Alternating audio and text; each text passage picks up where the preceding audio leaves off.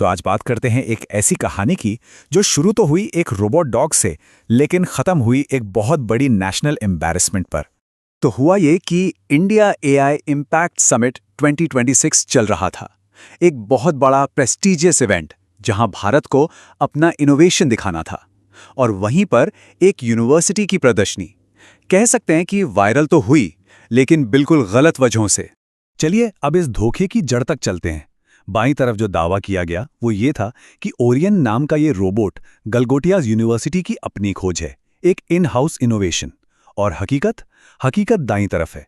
ये तो चीन की एक कंपनी का बनाया हुआ यूनिटरी गो टू रोबोट है, जिसे कोई भी 2-3 लाख रुपए में ऑनलाइन खरीद सकता है। और ये देखिए, ये था वो दावा जो पूरे कॉन्फिडेंस के साथ कैमरा पर किया गया था। प्रोफेसर साहिबा बता रही हैं कि कैसे 350 करोड़ से ज्यादा का इन्वेस्टमेंट किया गया और ये ओरायन रोबोट बनाया गया। बस इसी बयान से पूरे विवाद की चिंगारी भड़की। पर कहानी यहीं खत्म नहीं होती। ये जो रोबो डॉग था ना, ये अकेला नहीं था। दरअसल ये तो एक बड़े पैटर्न का सिर्फ एक छोटा सा हिस्सा था जो उसी एग्जिबिट में देखने को मिला। तो जब लोगों ने और छानबीन शुरू की तो पता चला कि स्टॉल पर एक और चीज थी, एक सॉकर ड्रोन। दावा यह था कि इसे भी कैंपस में ही तैयार किया गया है। और असलियत, ये भी दक्षिण कोरिया की एक कंपनी का बना बनाया ड्रोन सॉकर सेट था जो कोई भी खरीद सकता था। तो मतलब ये कोई एक बार की गलती नहीं थी, ये तो एक पैटर्न था। अब जब सबूत सामने आ गए और बचने का कोई रास्ता नहीं था, तो यूनिवर्सिटी ने क्या किया? उन्होंने अपनी ऑफिशियल माफी में सारा का सारा दोष एक प्रोफेसर पर डाल दिया। कहा गया कि वो कैमरे को देखकर कुछ ज्यादा ही एक्साइटेड हो गईं और गलत जानकारी दे दी, जबकि उन्हें बोलने की इजाजत ही नहीं थी। तो इस पब्लिक मिसरिप्रेजेंटेशन का नतीजा क्या हुआ? जो हुआ वो बहुत तेजी से हुआ, बहुत गंभीर था और सच कहे तो काफी अपमानजनक भी था। समिट के ऑर्गेनाइजर्स ने इसे बहुत सीरियसली लिया। देखिए क्या क्या हुआ। पहले तो गलगोटियास पवेलियन की बिजली ही काट दी। फिर मिनिस्ट्री ने उन्हें जगह खाली करने को कहा, और जब उन्होंने जाने से मना कर दिया तो सोचिए, सिक्योरिटी को बुलाकर उनका स्टॉल हटवाना पड़ा।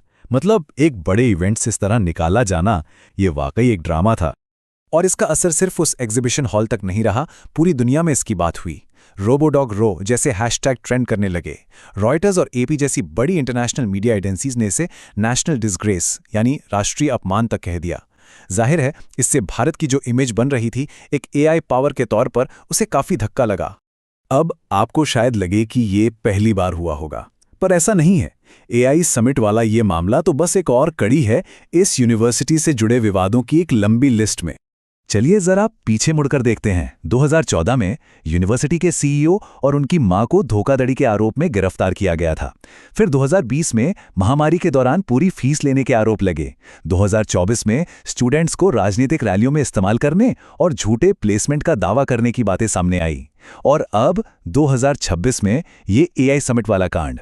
तो आप देख सकते हैं, ये कोई 1-2 दिन की बात नहीं है।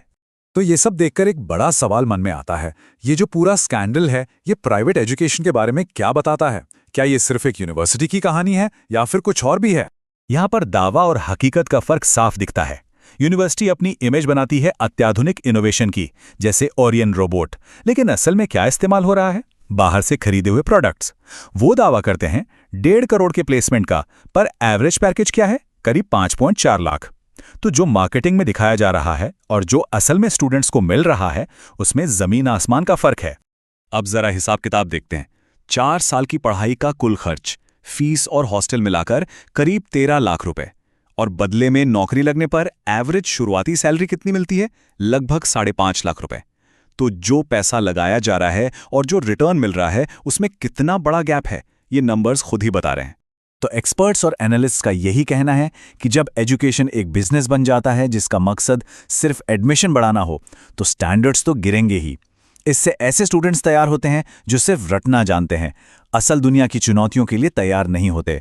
और आखिर में ये एक ऐसा एजुकेशन सिस्टम बनाता है जो देश की तरक्की में मदद करने के बजाय उसे पीछे खींचता है। तो आखिर में ये एक बहुत ज़रूरी सवाल हमारे सामने आता है। जब यूनिवर्सिटीज़ एक इमेज बेच रही होती हैं, तो स्टूडेंट्स असल में खरीद क्या रहे हैं?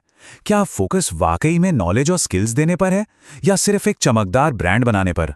और इस चुनाव की असली कीमत